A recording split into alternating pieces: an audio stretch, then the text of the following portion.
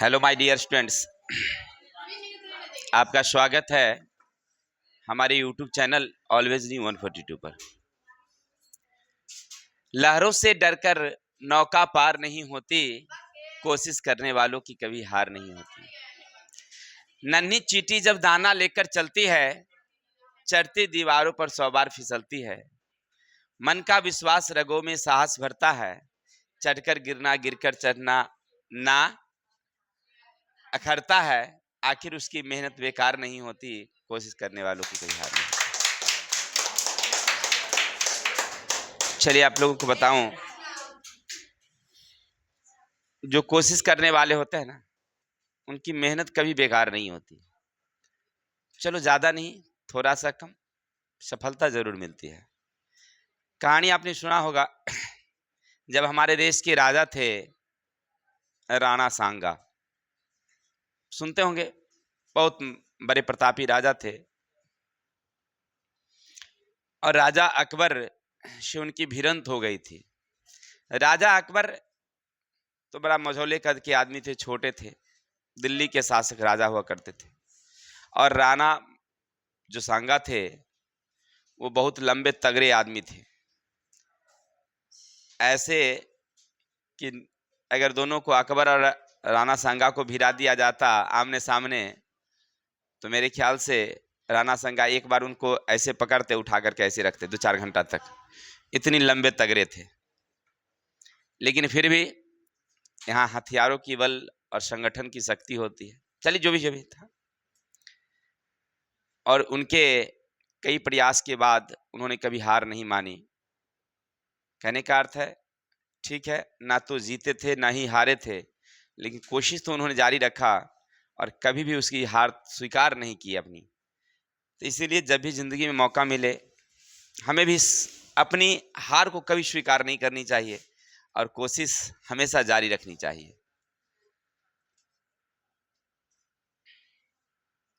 चलिए, तो आज हम लोग पढ़ेंगे क्लास 10th का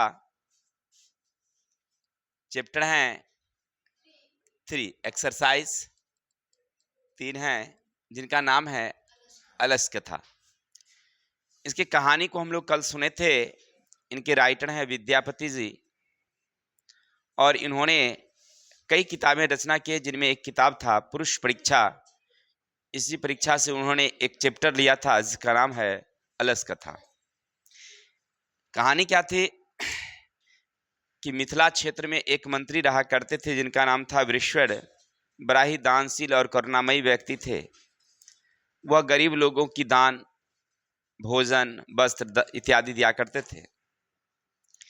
और इसी बीच में कुछ आलसी लोगों को भी वो कुछ कुछ दान दिया करते थे।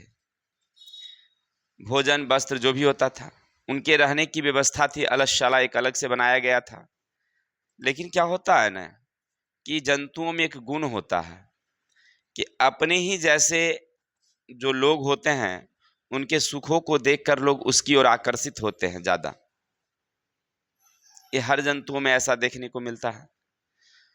तो वो सभी धूर्त लोग, चालाक लोग कृत्रिम आलसी का रूप बना बना करके और वीरेश्वर के यहाँ रहने लगे और भोजन ग्रहण करने लगे। अंतर होती है कि जो अलसशाला के कर्मचारी लोग हैं, वो कहते हैं कि भाई पहले से इसकी संख्या बढ़ चुकी है, तो इसलिए हम लोगों को इसकी परीक्षा लेनी चाहिए। आपस में विचार विमर्श करने के बाद एक दिन जब सब लोग सो रहे थे तो आग लगा दिया जाता है। अलसशाला में आग लगते जितने जो कृत्रिम आलसी थे, धूर्त आलसी, सभी लोग तो पलायन कर जाते हैं, लेकिन 4 आलसी रह भी जाते हैं। और चारों आलसी आपस में बातचीत करते हैं। पहले वाले कहते हैं कि वह किस चीज़ का शोरगुल हो रहा है, तो दूसरे कहते हैं, लेकिन सबसे बड़ी बात, बोलते तो हैं ही, लेकिन अपने सिर पर से, मुख पर से जो है वो चादर नहीं हटाते, चादर ओढ़ के तब बात करते हैं। तो एक कहता है, लगता है कहीं पर आग लग गया है। दूसरा कह रहा है कि कोई सज्जन आदमी, दयालु आदमी नहीं है, धार्मिक आदमी, जो कंबल, भींगा हुआ कंबल हमारे शरीर पर रख दे। चौथा कहता है कि तू भटर भटर काहे बोल रहा है, सब तो चुपचाप सुतो ना। अलसशाला के जो कर्मचारी थे वो देखते हैं कि ये चारों आलसी तो ओरिजिनली बुझाता है, ओरा के जो है बाल पकड़ के उसको बाहर खींच करके निकाला जाता है और मंत्री वीरेश्वर के पास ले जाया जाता है। तो मंत्री वीरेश्वर उस चारों को अधिक से अधिक धन और वस्त्र दान में देते हैं कि भाई ये आलसी योग्य है, दान लेने योग्य है। ठीक है, इससे हमें ये भी समझ में आता है कि दान हमें योग्य आदमी को ही देनी चाहिए। अब दान आप अगर दे रहे हैं तो किसी ऐसे को मत दे दीजिएगा कि वो दान का पैसा से नाजायज काम हो जाए। यानी आप दान दिए हैं और वो ऑर्केस्ट्रा में खर्चा कर दे, दान दिए हैं तारी पीने में खर्चा कर दे और वो तारी पी के झगड़ा कर ले, तो वो पैसा का जो दुरुपयोग है वो आप पर ही प्रभाव पड़ेगा क्या। इसलिए नेक कार्यों के लिए दान भी देना जरूरी है। चलिए, जो भी थी तो कहानी हम लोग बड़ा आनंद से सुने थे, पंक्तिबद्ध हमने सुनाया भी था आपको। अगर अच्छा लगा होगा ठीक है, बहुत अच्छी बात है। अगर सुने हैं तो, नहीं सुने हैं तो सुन लीजिए, थोड़ा सा संस्कृत में जाकर के पीछे चैनल पर है। अब चलेंगे हम लोग आज उसके प्रश्नोत्तरी के बारे में। देख रहे हैं ना कि प्रश्नोत्तर यहाँ थंबनेल में लिखा हुआ है प्यारा सा। अब क्वेश्चन क्या है समझिएगा थोड़ा सा।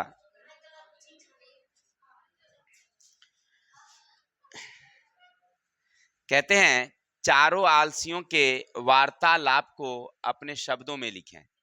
यानी चारों आलसी जो आपस में बातचीत कर रहे थे उसको अपने शब्दों में लिखना है।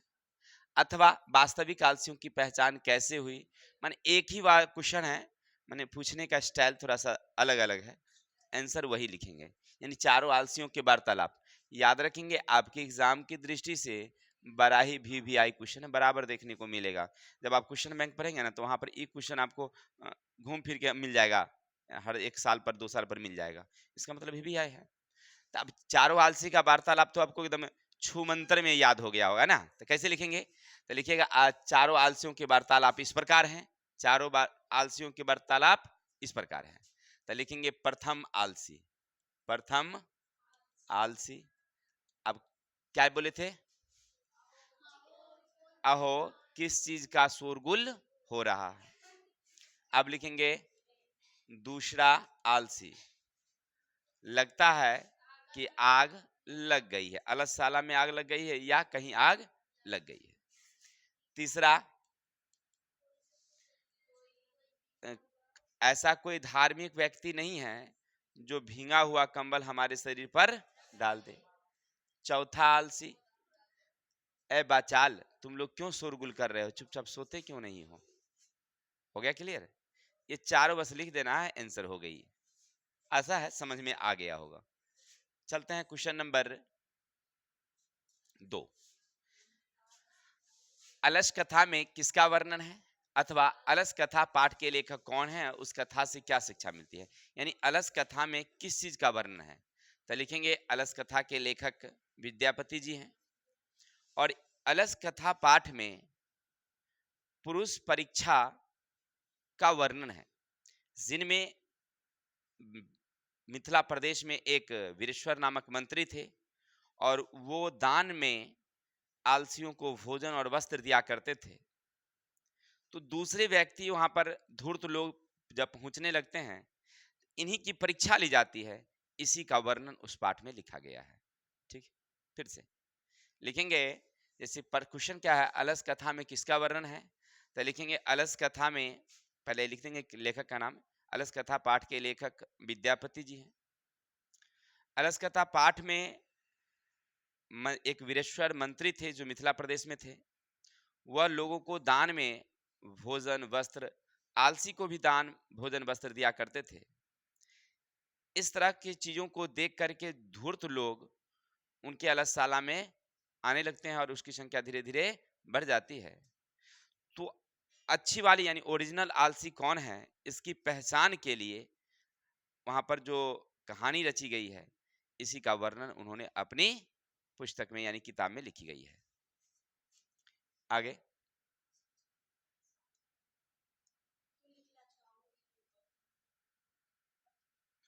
अच्छा चलिए, बच्चे कह रहे हैं कि सर एक बार इसको पढ़ लीजिए। मैथिली कवि विद्यापति रचित अलस कथा में आलसियों के माध्यम से शिक्षा दी गई है कि उनका भरण पोषण करुणाशील के बिना संभव नहीं है। आलसियों का काम नहीं करते, ऐसी स्थिति में कोई दयावान ही उनकी व्यवस्था कर सकता है।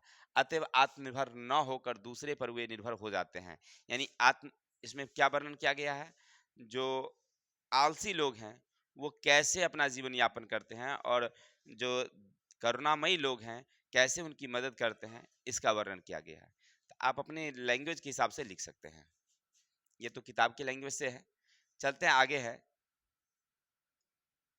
अलस कथा का क्या संदेश है, क्या शिक्षा मिलती है। अलस कथा पाठ से हमें क्या शिक्षा मिलती है? तो अलस कथा का संदेश है कि आलस्य एक महान रोग है। हम लोग पढ़े थे कि जो नीतिकार लोग हैं उनके अनुसार सबसे बड़ा दोष कौन सा है? आलस्य है। आलसी का सहायक प्राय कोई भी नहीं होता है। जीवन में विकास के लिए व्यक्ति के कर्मठ होना आवश्यक है।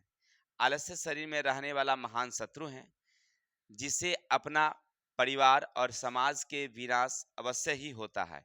यानी आलस्य से हमारे शरीर में अपना परिवार सबका विनाश होता है। यदि जीवन में विकास की इच्छा रखते हैं तो आलस्य त्याग कर उद्यम की ओर प्रेरित होनी चाहिए। आपने क्या समझा? यानी क्वेश्चन क्या कहा सो पहले देख लीजिए फिर से। अलस कथा का क्या संदेश है, यानी पाठ जो हम लोग पढ़े इससे हमें क्या संदेश मिला? तो इस पाठ से हमें संदेश क्या मिला कि जो आलसी है ना लोग, वो सबसे बड़ा अपने लिए, अपने परिवार के लिए और अपने समाज के लिए सबसे बड़ा वो क्या है, समझिए ना, सड़ा हुआ आलू के समान है। क्योंकि अपने तो सरिये रहे हैं और साथ साथ दूसरे पड़ोसी आलू को भी क्या कर देते हैं, सड़ा देते हैं। यानी समाज में अगर आप निष्ठा पाना चाहते हैं, कुछ काम योग्य होना चाहते हैं, तो आपको आलसी नहीं क्या बनना है, कर्मवीर बनना है। पाठ में बताया गया है कि जो लोग आलसी होते हैं वो समाज में रोग के समान है और आलस्य हमारा सबसे बड़ा रोग है। तो इसीलिए हमें रोग को क्या करना है, दूर करके और समाज के लिए प्रेरणा का काम करनी चाहिए। चलते हैं क्वेश्चन नंबर 4 क्या कहता है, सुनिएगा। अलस कथा पाठ का 5 वाक्य में परिचय। यानी अलस कथा आपने जो कहानी सुना है उसके बारे में 5 लाइन लिखना है। आप अपने मौखिक हिसाब से लिख देंगे, कोई ज़रूरी नहीं है कि आप हम जो लिख के दिए हैं आप उसी में से नोट करेंगे। क्या लिखेंगे? अलस कथा पाठ के लेखक कवि विद्यापति या मैथिली कवि विद्यापति हैं। उन्होंने कहानी में लिखा है कि मिथिला प्रदेश में एक मंत्री वीरेश्वर रहते थे। बड़ा ही करुणामयी और दानशील व्यक्ति थे। अपने राज्य में, अपने क्षेत्रों में सभी आवश्यक लोगों को वह दान दिया करते थे। वो दूसरे के दुखों से वो काफी दुखी होते थे।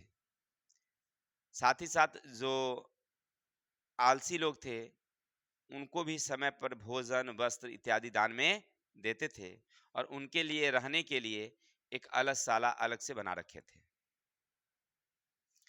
अब कहानी होती है कि उनके यहाँ आलसियों को भोजन जो मिलता था उसको देख करके दूसरे लोग भी वहां पहुंच जाते हैं और उसी की बढ़ती संख्या को देखकर अलग साला के जो कर्मचारी लोग थे वो क्या करते हैं,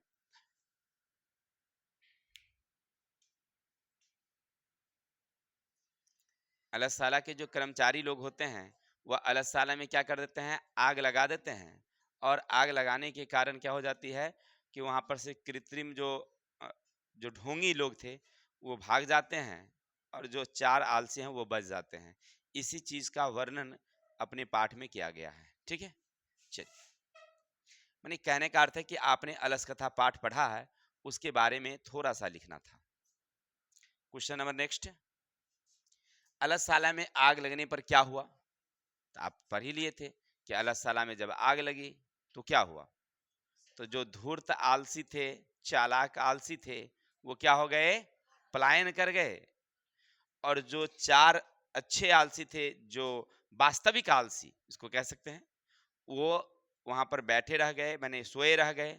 वो उठे तक भी नहीं, आग लगने की सूचना मिली उसके कानों तक, लेकिन फिर भी उठ कर ये देखे नहीं कि हम जिस कमरे में सोए हैं वही घर में आग लगल है कि कहीं बाहर लगल है, हमारा पड़ोसिया सब उठ के भाग गया है कि सब सुतले है। नहीं, कम से कम आग लगती है तो हम लोग जल्दी से ना उठ करके भौचक्का होके देखते हैं कि किधर आग लगल है भाई, नहीं। और धर-फर करके हम लोग जाते हैं। वो वास्तविक वाला जो है वो उठता भी नहीं है। वो एक बार देखता भी नहीं है चारों तरफ वो नज़र दौड़ा करके अल्लाह साला में और है कि नहीं। क्योंकि हल्ला हुआ है, शोरगुल हुआ है, आग, आग, भागो, भागो, भागो, फिर भी वो नहीं उठा है। तो अल्लाह साला में आग लगने पर क्या हुआ कि जितने धूर्त आलसी थे वो सब क्या हो गए? भाग गए। और जो 4 वास्तविक आलसी थे वो आपस में सोए रहे, बातचीत करते रहे, उनकी कानों तक खबर लगी थी, लेकिन फिर भी वह हिले तक भी नहीं। ठीक है?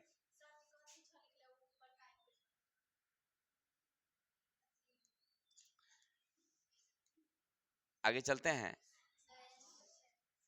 अल्लाह साला के कर्मचारियों ने आलसियों की परीक्षा क्यों और कैसे ली? देखिए, फिर वही क्वेश्चन पूछा जा रहा है कि अल्लाह साला के जो कर्मचारी लोग थे, आलसियों की परीक्षा कैसे लिए? तो आलसियों की परीक्षा के लिए उन्होंने क्या किया? आग लगा दी मतलब अल्लाह में। इससे क्या हुआ कि जितने धूर्त आलसी थे, चालाक आलसी, जो कृत्रिम आलसी का रूप बना रखे थे, वो सब यहाँ से पलायन कर गए और जो वास्तविक आलसी थे वो रह गए। टेस्ट हो गया कि कौन ओरिजिनल वाले हैं और कौन ठीक है। अल्लाह साला में आग लगने से क्या हुआ समझ गए? किसी को दिक्कत? चलिए, तो अब क्वेश्चन ज़्यादा मतलब क्या कहते हैं, डिफिकल्ट नहीं है, बड़ा ही इंपॉर्टेंट सब क्वेश्चन है। और याद रखेंगे जो भी हम क्वेश्चन आपको पढ़ाते हैं आपके एग्जाम में निश्चित रूप से मिलेंगे। हमने भी क्या किया है, कहिएगा सर आप क्वेश्चन लाते कहाँ से? तो हम सर्च करते हैं गूगल से। ठीक है, गूगल सर्च करने के बाद ना अलग अलग टीचरों का अलग अलग क्वेश्चन रहता है, बड़ी बड़ी संस्थान है वो बना करके रखती है। तो हम उनमें से ना कुछ कुछ टीचरों का जो इम्पोर्टेंट क्वेश्चन है उसको छांट लेते हैं। ठीक है, आप देखिएगा ना तो किसी किसी में इस तरह के क्वेश्चन नहीं रहते हैं, किसी में रहते हैं। तो उसमें से हम छांट लेते हैं भाई कि ये हमारे लिए कौन अच्छा है, कौन एग्जाम की दृष्टि से अच्छा है, जो बराबर पूछा जाता है। क्योंकि हमने भी कई सालों का अनुभव किया कि एग्जाम में कौन से क्वेश्चन आते हैं, कौन बच्चों को पढ़ाना चाहिए जो एग्जाम में सटीक आंसर आएगा। तो हम वही सब नोट करते हैं। तो आप भी क्या करेंगे, इसको नोट कर लीजिए और इसको याद कर लीजिए। 100 नहीं 200% गारंटी है क्वेश्चन इसी में से रहेंगे। ठीक है, तो आज के लिए इतने रहने देते हैं, कल मिलेंगे नेक्स्ट वीडियो के साथ। तब तक के लिए हंसते रहिए, मुस्कुराते रहिए, विशेष हमें विदा दीजिए। जय हिंद, जय भारत।